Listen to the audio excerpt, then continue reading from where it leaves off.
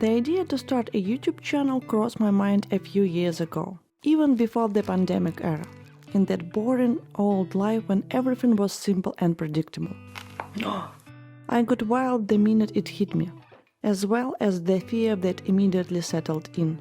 How can you shoot video without even having a good phone? The fear did have a point. The one that I had at that time was already super old, scratched in several places and slow as a turtle. I needed a new one. The latest model would definitely be a game changer. It took me a while to save up enough money and the new iPhone finally arrived. But other than that, nothing has changed. The phone was great, fast, extremely fast. 3 back cameras, even the front one shot video perfectly. But the fear was still in place, and kept threatening me that something was missing. After a bit of research, I found out that no one actually shot YouTube videos on their iPhones. At least not the YouTubers I admired and wanted to be alike. It sounded like another upgrade. A new camera. Not super expensive, but at least trendy, meeting the party entry criteria. Time passed. I managed to buy a new camera and a new mic to boot. I was on cloud 9. Again, finally, I could start filming videos. Nevertheless, my fear had a different point of view.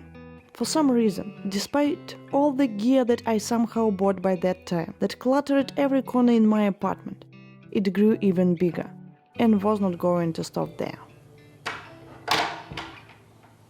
To deal with the fear, I bought a new lens. Another new lens. Then a standalone mic. That was so heavy and so big that I struggled to place it further away so it was out of the frame, but close enough to record the voice. Okay, I got it. I bought another mic that solved that issue. I was ready to start.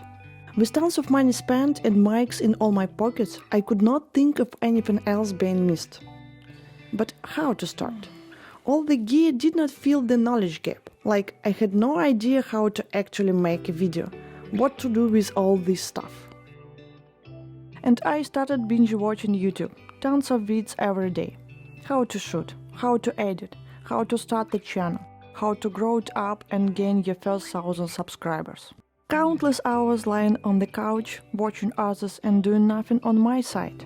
Meanwhile, the new YouTubers started to appear on the scene out of nowhere, brave enough to start their journey. And I began to follow them, seeking for a secret formula for success. How the hell did they manage to make it work? What the secret knowledge did they acquire and from where? Hey Google, find me the best class how to master YouTube. Here's what I found.